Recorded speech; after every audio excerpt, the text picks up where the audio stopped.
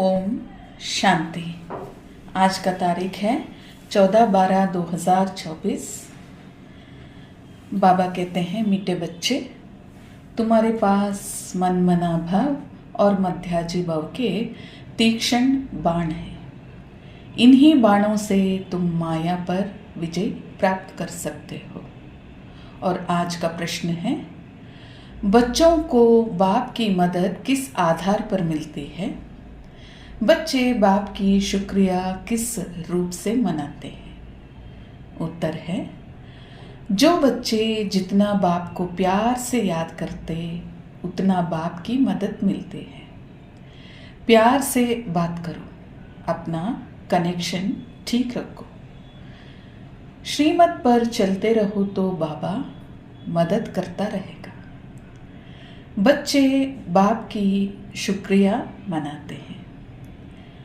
बाप, आप परमधाम से आकर हमें पतितों से पावन बनाते हैं। आपसे हमें कितना सुख मिलता है।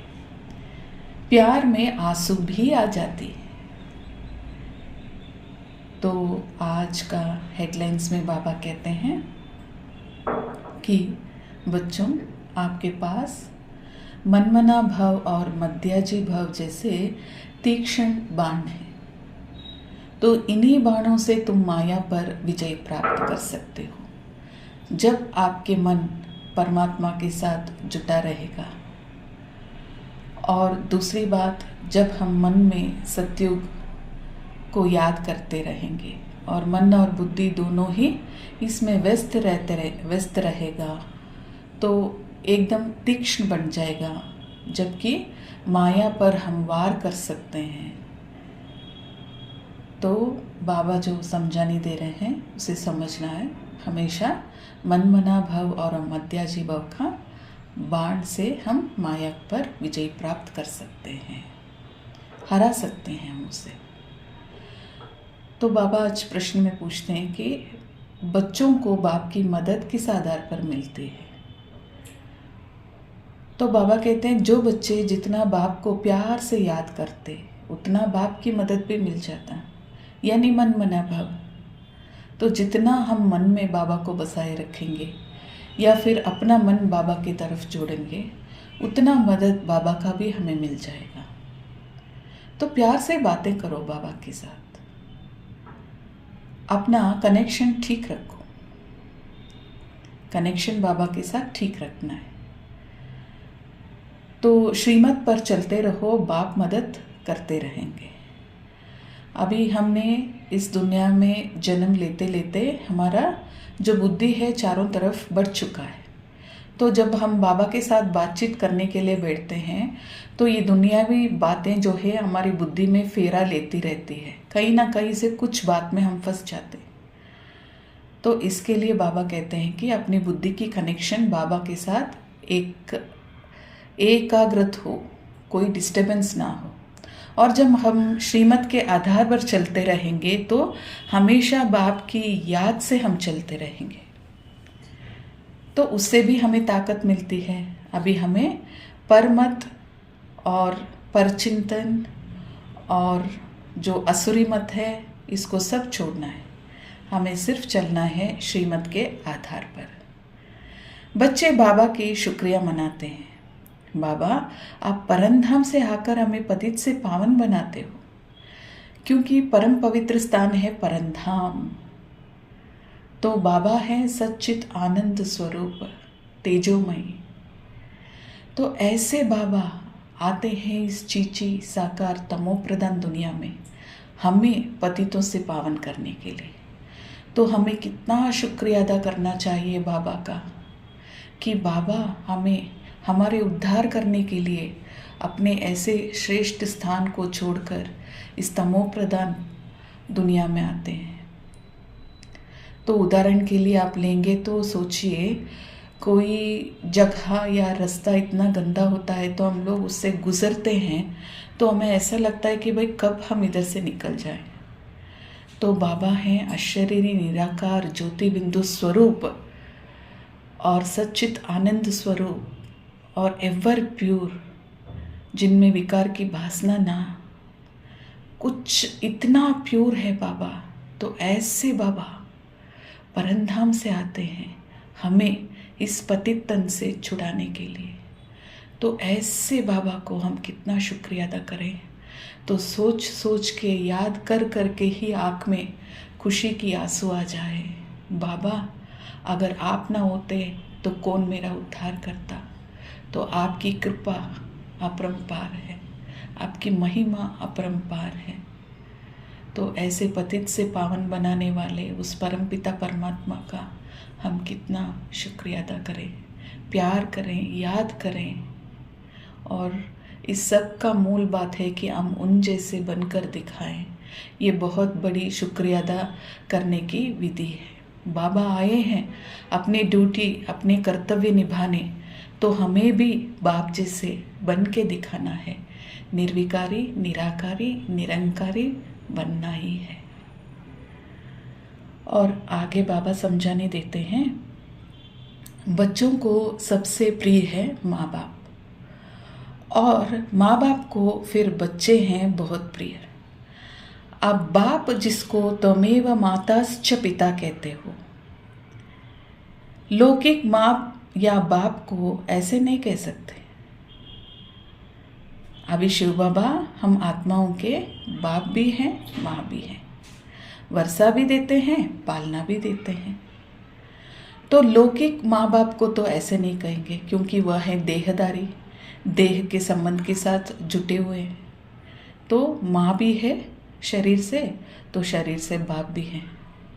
तो शिव बाबा का और शरीर का, हमारे खुद के माँ बाप की बाबा फर्क समझा रहे हैं। तो ये सब डिफरेंस हमें अभी पहचानना है। तो बाबा कहते हैं, परंतु ड्रामा की भावी ही ऐसी है, जब ड्रामा पूरा होता है तभी मैं आता हूँ। क्योंकि देखिए, जब हम आदि सनातन देवी देवता धर्म में होते हैं, सतयुग और त्रेता युग, तभी तो हम आत्माभिमानी होने के कारण बाबा याद नहीं आते। फिर जब हम द्वापर में आते हैं और अपना पाठ बजाना शुरू कर देते हैं, देहाभिमान के वश होकर और विकारों के वशीभूत होकर, तब तो हम सिर्फ पूजा पाठ करते हैं, भगवान को ढूंढने में लग जाते हैं। तो हमें ये पता तो थोड़ा बहुत रहता है कि भक्ति मार्ग में कहीं आत्मा का बात भी आ जाता है, लेकिन आत्मा निर्लेप है कह देते हैं, और सर्वव्यापी है कह देते हैं, सब में परमात्मा है, आत्मा सब में है। तो सही जो बात है, सही जो राह है, ये कोई दिखा नहीं पाया। तो अभी जब बाबा मिलते हैं इस संगम पर, तब जाके हमें पता चलता है कि हमारा जो असली आत्मा का माँ बाप है वो शिव बाबा है, माई बाप। और जितने जन्म लेते हैं इस शरीर के आधार से हमारे अपने अपने माँ बाप होते हैं। तो इस गहरी सच्चाई का, ड्रामा का राज बाबा इस संगम युग पर ही आके समझाते हैं। तो जब नाटक पूरा होता तो सभी एक्टर स्टेज पर खड़े हो जाते हैं ना। तो अभी संगम युग में वो समय है, सभी यहाँ पर परमधाम से उतर चुके हैं, तो बाबा भी आ जाते हैं उस समय पर। क्योंकि अभी संगम युग पर ही बाबा का अभिनय करने का पात्र है ना, तो वो भी स्टेज पे आ जाते हैं। तो ऐसे नहीं, मूल वतन सूक्ष्म वतन में चक्र फिरता है, सृष्टि का चक्र यहाँ ही फिरता है। तो मूल वतन और सूक्ष्म वतन में चक्र नहीं फिरते हैं। तो कहते हैं ना, गाया भी जाता है ना भक्ति मार्ग में कि एक ओमकार, एक सतनाम, निर्वैर, निर्मोह, अकाल मूर्त, ऐसे सब महिमा करते हैं ना। तो बाबा कहते हैं, बल ग्रंथ में भी सिख लोग महिमा करते हैं। किसकी महिमा करते हैं? वो तो गुरु नानक की महिमा करते हैं। लेकिन ये जो भी महिमा है वो तो शिव बाबा की है। वह है निराकार, एक ओमकार, निर्मोह, निर्वैर, अकाल मूर्त। ये सब महिमा है शिव परमात्मा निराकार ज्योति बिंदु स्वरूप की। तो भक्ति और ज्ञान की समझाने दे रहे हैं। तो आगे ऐसे ही बढ़ते हुए बाबा कहते हैं, बच्चे आप लोग कौड़ी तुल्य थे, अभी ज्ञान के आधार से बाबा ने आपको हीरे तुल्य बना रहे हैं। तो ज्ञान के आधार से अभी हम बन रहे हैं।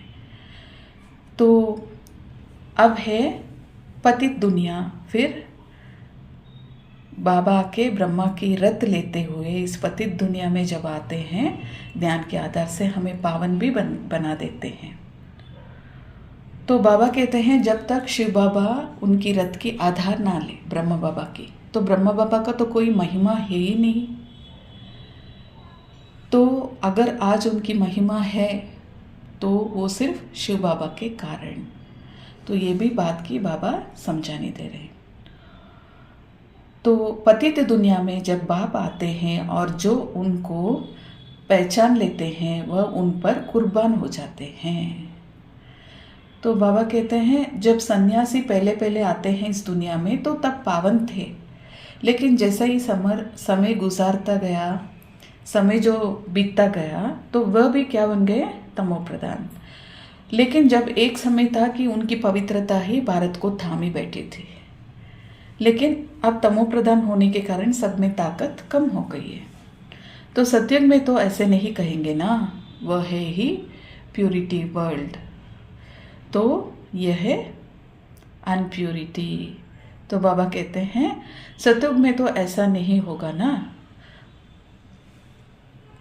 इस कलयुग में सब काम चिता के कांटे पर बैठे हुए हैं, सत्युग में तो ऐसा नहीं होगा।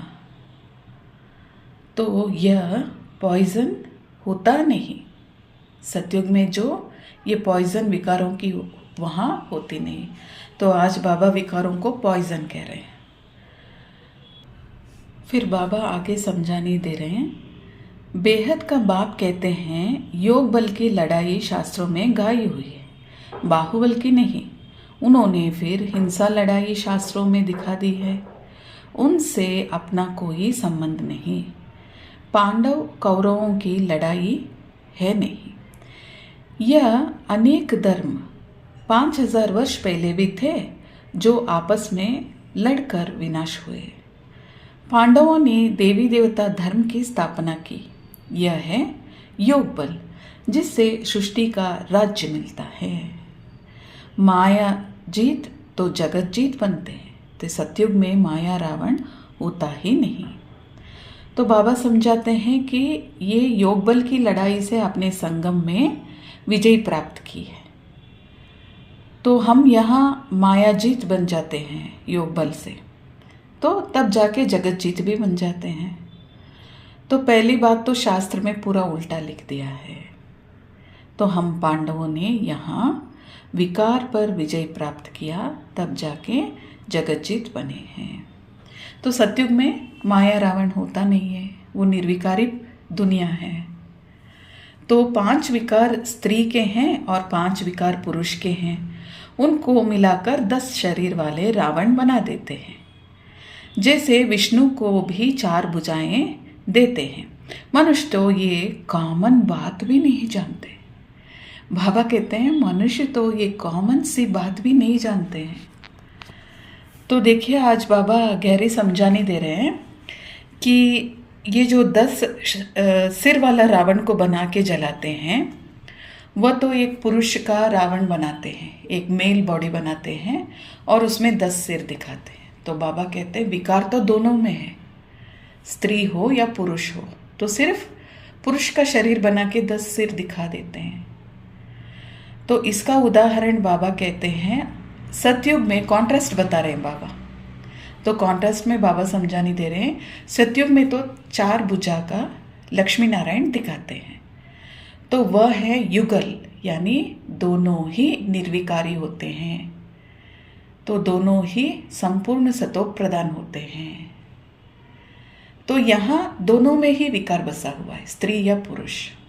तो डिफरेंस देखिए भक्ति का और ज्ञान का चित्र में। तो कितनी खूबसूरती से बाबा ने इसको समझाया। तो चतुर्भुजा यानी अर्धांगिनी कहते हैं, तो दोनों ही मिलके विकारों में पड़ते हैं और दोनों ही निर्विकारी भी बनते हैं। तो बाबा आए हैं पवित्र प्रवृत्ति मार्ग को स्थापन करने, तो इस राज को सन्यासी लोग ना जानने के कारण वे लोग निवृत्ति मार्ग में चले जाते हैं। योग बल के आधार से कैसे चतुर्भुज बनते हैं, और सतयुग की स्थापना करने के बाद में योग बल के आधार से प्रवृत्ति मार्ग सुख शांति और समृद्धि से निर्विकारी दुनिया में कैसे चलाते हैं। तो इस बात की बाबा आज कॉन्ट्रैक्ट वो बता रहे हैं कि कलयुग कैसा है और सतयुग कैसा होगा। तो बाबा आगे समझाते हैं, बाप को बच्चे हमेशा नंबरवार प्यारे होते हैं। बाप को बच्चे हमेशा नंबरवार प्यारे होते हैं। कोई तो मोस्ट बिलवेड भी होते हैं, कोई कम प्यारे होते हैं। तो ये भी जैसे सर्विस पर तत्पर रहते हैं, रहम दिल रहते हैं, वो प्यारे लगते हैं। भक्ति मार्ग में रहम मांगते हैं ना, तो खुदा रहम करो, मर्सी क्रिश्चियंस लोग कहते हैं ना, तो बाबा कहते हैं कि मर्सी ऑन मी करके ऐसे पूछते हैं भगवान से, खुदा रहम करो, मर्सी ऑन मी। तो जब बहुत तमो प्रधान बन जाते हैं तब बाबा आके प्रोग्राम बनाते हैं कि भाई मैं जाऊंगा भी कि बच्चों को उद्धार करना है। तो जब सब तमो प्रधान बन जाते हैं तभी बाबा प्रोग्राम बना के आते हैं इस दुनिया में। तो ईश्वर जो चाहे कर सकता है, ये जब चाहे तब आ सकता है। अगर ऐसे शक्ति होती तो फिर इतनी गाली क्यों मिलते, वनवास क्यों मिला। ये बातें बड़ी गुप्त है। श्री कृष्ण को तो गाली मिल ना सके। कहते हैं ना, भगवान ये नहीं कर सकता। देखिए बाबा कितनी अच्छा समझाने दे रहे हैं। देखिए अगर बाबा कुछ भी चाहे कर सकते थे तो ड्रामा में कुछ भी बुरा हो ही ना, सब कुछ अच्छा ही हो जाए। तो हमें इस बात की पहले समझ लेनी है कि ड्रामा क्या चीज़ है, और सबका अपना अपना रोल है, टाइम है, और आने का भी टाइम है, जाने का भी टाइम है, पाठ बजाने का भी समय है, श्रेष्ठ पात्र भी है और कनिष्ठ पात्र भी है।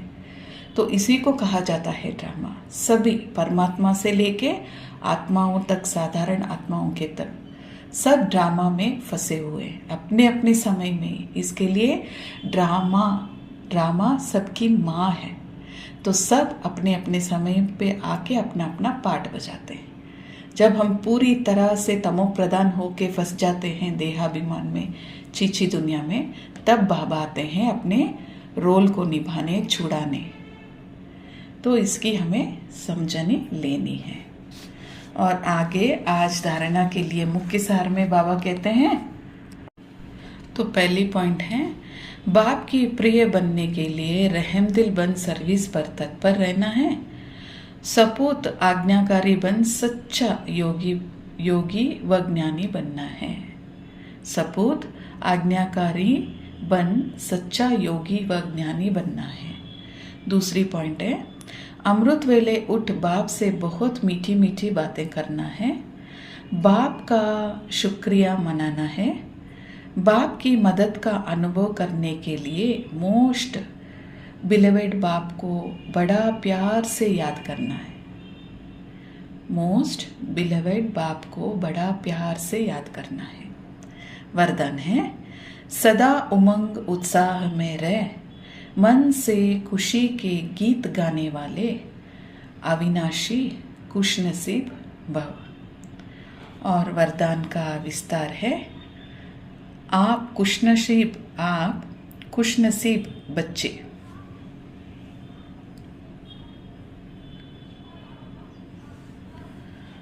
तो वरदान का विस्तार है, आप खुशनसीब बच्चे अविनाशी विधि से अविनाशी सिद्धियां प्राप्त करते हो। आपके मन से सदा वाह वाह की खुशी के गीत बजते रहते हैं। वाह बाबा, वाह तकदीर, वाह मीठा परिवार, वाह श्रेष्ठ संगम का सुहावना समय, हर कर्म वाह वाह है। इसलिए आप अविनाशी खुश नसीब हो। आपके मन में कभी भी हाय नहीं आना चाहिए। आपके मन में कभी भी हाय नहीं आना चाहिए। हाय, क्यों, मैं, क्या, ये सब आना नहीं चाहिए। ये आ भी नहीं सकता है। हाय के बजाय वाह वाह आए तो बाबा कहते हैं बाबा बाबा शब्द ही आता रहे। हमेशा वाह वाह, वाह मेरा बाबा, वाह ड्रामा, वाह मेरा ब्राह्मण परिवार, वाह मेरा श्रेष्ठ भाग्य, ऐसे ही वाह वाह निकलता रहे। स्लोगन है, जो संकल्प करते हो उन्हें अविनाशी गवर्नमेंट की स्टैंप लगा दो तो अटल रहेगा। तो आज बाबा ने जो भी समझाने दी है उसे पूर्ति आपकी बुद्धि में धारणा करेंगे और आपका जो भाग्य बाबा अभी बना रहे हैं खुश नसीब बनने के लिए, तो ऐसे खुश नसीब की लकीर खींचो ज्ञान के आधार से। अपनी नसीब को बनाने का संगम है सुहावना। ये जो सतयुग में जाके हम लोग पूरा सत्यता का जो प्राप्ति करने के लिए जो सत्य ज्ञान स्वयं परमात्मा अभी हमें दे रहे हैं ना, ये जो सुहावना समय है इसका पूरा पूरा फ़ायदा लो।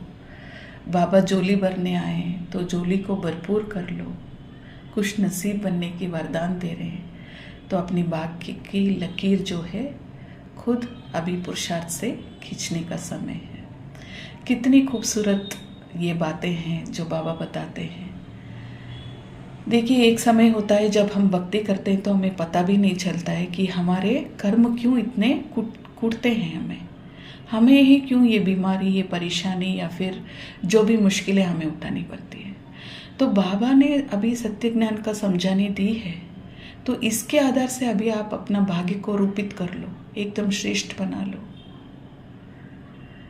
तो आपका भाग्य बनाने का सुहावना समय है। तो बाबा को शुक्रिया अदा करते हुए, बाबा से मन बुद्धि लगाते हुए, मन मना भाव और मध्याजी भाव की याद से, उस बाण से माया को भगाते हुए अपनी श्रेष्ठ प्राप्ति को बाबा से पालो। ओम शांति।